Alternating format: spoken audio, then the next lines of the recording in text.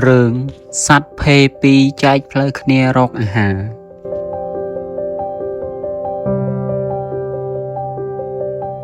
មានសត្វភេពីរភេមួយដើររកត្រីខាងទឹកជ្រៅភេមួយទៀតដើររកត្រីខាងទឹករាក់ថ្ងៃមួយភេទាំងពីរចុះពីស្ទឹងមួយទឹកចេញចាប់ត្រីបានត្រីរស់មួយទើបនាំគ្នាទាញឡើងលើគោកដើម្បីចែកគ្នា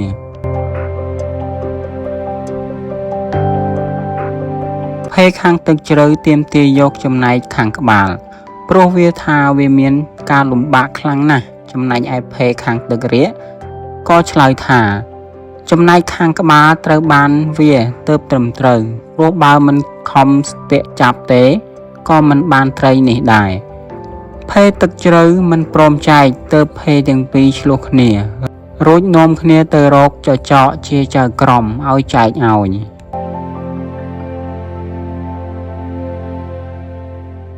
ចចកសួរនាំភេទាំងពីរបានដឹងរឿងរ៉ាវសពគ្រប់ហើយក៏កាត់ត្រីនោះជា3ភាគភាគក្បាលឲ្យភេដែលដើរទឹកជ្រៅហើយភាគកន្ទុយឲ្យទៅភេដែលដើរខាងទឹករាក់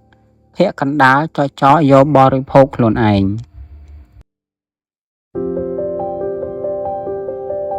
ភេទាំងពីរកាលបើឃើញចចកយកភាគកណ្ដាលអស់ដូច្នោះក៏តូចចិត្តនឹកស្ដាយចំណីរបស់ខ្លួនពន់ពេកណាស់ភាពលុបលន់ហួសប្រមាណនាំឲ្យខាតលៀបរឿងកុកនិងក្តាមនៅក្នុងបឹងមួយមានត្រីតូចធំជាច្រើននៅពេលទឹករីងស្ងួតត្រីទាំងឡាយមានការភិតភ័យជាខ្លាំងកុកក្តាប់បានសភាពការនេះហើយក៏ទៅនិយាយប្រាប់ត្រីថាវាធានានាំត្រីទាំងនោះទៅរកកន្លែងដែលមានទឹកច្រើនត្រីទាំងឡាយក៏ជឿហើយក៏យល់ព្រមធ្វើតាមកុក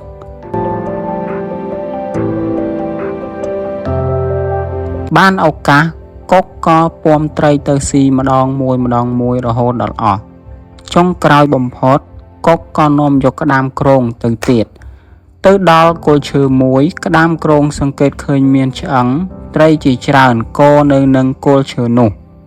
វាយល់ពីហេតុការណ៍ដែលកើតមានកន្លងមកក្តាមគ្រងដឹងថាកុកយកខ្លួនមកស៊ី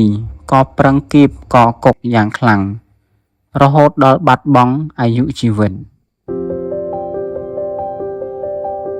រឿងកូនបង្កងចចេះមានកូនបង្កងមួយរស់នៅក្នុងព្រែកជាមួយនឹងមច្ឆជាតិជាច្រើនទៀតកូនបង្កងនេះបានអួតពីសម្រស់រាងកាយរបស់វាប្រាប់សត្វឯទៀតវាតែងតែហែលេងបង្អួតគេឯងពីសម្រស់របស់វា